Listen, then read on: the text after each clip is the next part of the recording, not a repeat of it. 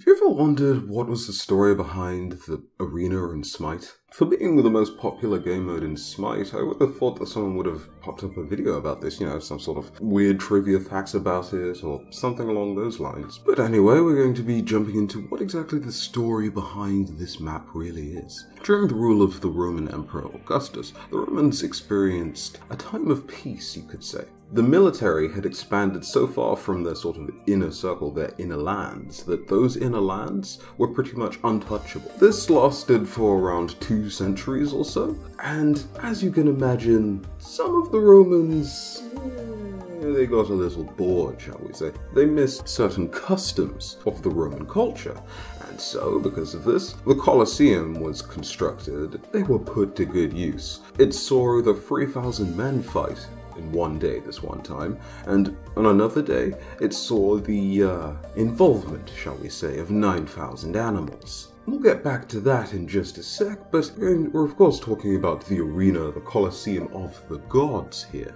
And in the spawn area you might have noticed certain pieces of artwork. Mostly these are sort of fictional creatures that Hyros just created and put there as artwork, but even still, the owls had a fair bit of significance for the Romans, and there was even one beast, though it didn't necessarily have 3 heads, probably influenced this first image. See, it could take the appearance of an owl, but may have also possessed the ability to shapeshift, or at least have womanly features from time to time. Whether its prey was a fully grown human being or a young child, it was drawn to flesh, the taste of human blood. The Strix itself may have been linked to the ancient Roman word for owl being striges. I'm probably not saying that right, but I'll put it up on the screen. When targeting babies, the Strix may have fed the child itself as a mother would, but poisoning the milk in the process and then eventually feasting on the child's blood. If that sounds edgy, it's about as edgy as it sounds, I think. For a fully grown man, the Strix may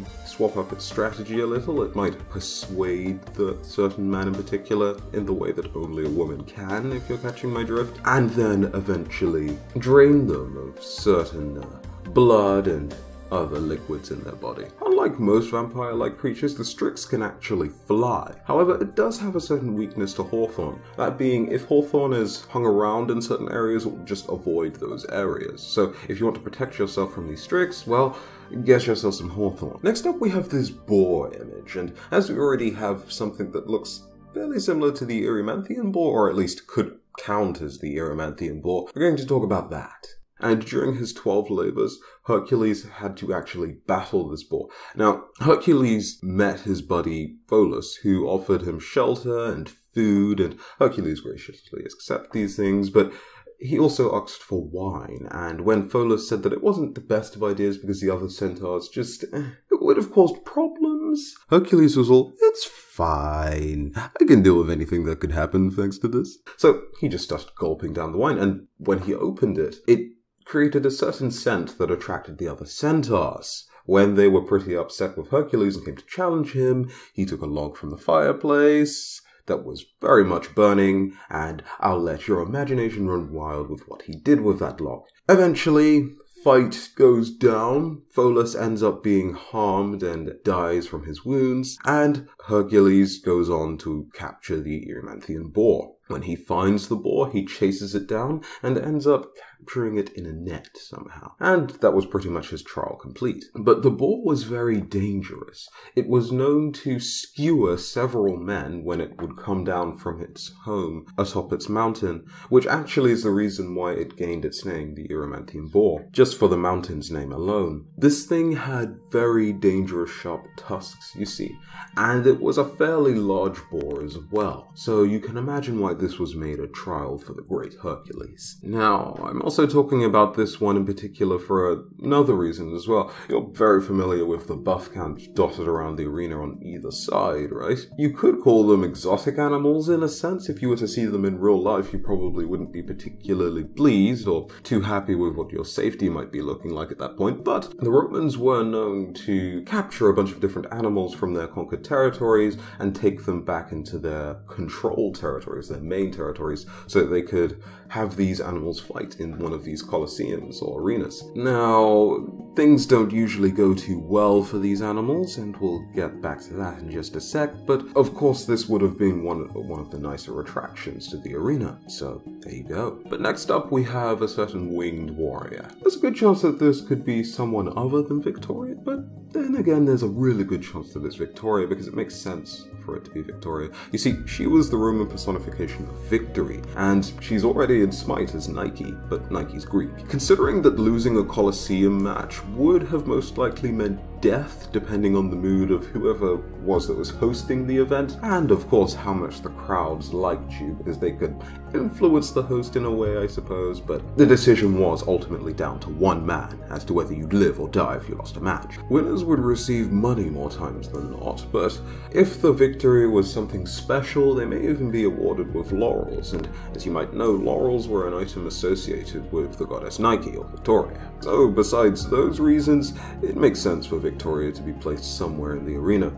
And also, if you were unfortunate enough to be a slave fighting in one of these gladiatorial matches, if you won a certain number of matches, you would actually earn your freedom, so victory was fairly important in these matches. Now, the last image we have here is one of a lion, and as I said, animals were sometimes used in these matches. Unarmed criminals were thrust into these arenas against some of these animals, including lions, elephants, leopards, things like that. Very dangerous creatures. Now, the crowds didn't always like to see animals slaughtered. Sometimes they didn't mind, but sometimes they had a problem with it, such as if elephants were overly used. See, elephants were kind of special. They could be trained to do tricks and things to entertain the crowds in other ways than just giving their lives or fighting, so it wasn't the best of things for the Colosseum owners to necessarily always use elephants. Sometimes even dangerous animals like crocodiles even saw this sort of leeway, where people saw the other talents that the crocodiles could show off, other than just being very dangerous creatures. That said, Peter probably would be troubled, even though the Romans didn't particularly care much for any argument of animal cruelty. Remember when I said the involvement of 9,000 animals? I was skimming over the facts there. When I say the involvement, I mean the deaths of around 9,000 animals in the arena at one time. Yeah, the Romans really didn't care. Of course, some of the animals beat the odds. This one lion was able to defeat over 200 men. So it wasn't all bad, and Peter probably wouldn't be completely disgusted by everything that was going on in these Roman arenas. Last up, you'll see a certain symbol, the symbol of the Roman pantheon. If you select any of the gods, you'll see a flag, and on that flag you'll see an eagle or aquila engraved on it or placed on it. This is of course the Roman battle standard, a sort of rallying symbol. Commanders would wear these eagles on their coat of arms, and it was a very important symbol for Roman legions and their military. You can imagine why these sorts of things would be placed all around the Smite arena. Now let's talk about the minions of the arena, shall we? At first, the gladiators performed at special funerals. By performance, I mean that they fought each other with armed weapons, usually to help them in the next life, shall we say. These performances became fairly popular, so popular in fact that we're even talking about arenas and Colosseum matches in the first place. Now, these gladiators used several different weapons and equipment. Now, of course, these matches evolved into what we're talking about now, and these gladiators used several different weapons and equipment, from helmets, oblong shields, swords, nets, and so on. Thanks to this, there were several different classes of gladiator. The netman was lightly armored and seemed to be at some sort of clear disadvantage from his pursuer, the secutor. But he was also armed with a trident, and if he was able to catch the secutor in his net, he was allowed to then put that trident to work, shall we say. However, the secutor, as I said, was heavily armored and well prepared to deal with this netman. But of course, in Smite, death isn't exactly a permanent thing, so the whole dying aspect of Smite's arena isn't too much of a factor for the gods. The whole exotic creature thing, again, they're gods, so why we have a lizard as a buff camp seems a bit better than having an ostrich as a buff camp, I think. And made a lot more sense than having the ogres there. Not that the ogres didn't necessarily make sense before, it's just the animals work better, I think. But yeah, that was the video on the arena map. I hope hope that you enjoyed or at least learned something. Now, with this video doing something that I've only done once so far, I put sources in the description, so yeah, go ahead and check those out if you want to, and if you don't care, well, go ahead and leave a like, and of course, subscribe to the channel for more content just like this. But till the next video, have a very good day. Right, and I'll see you guys in the next one. Bye bye.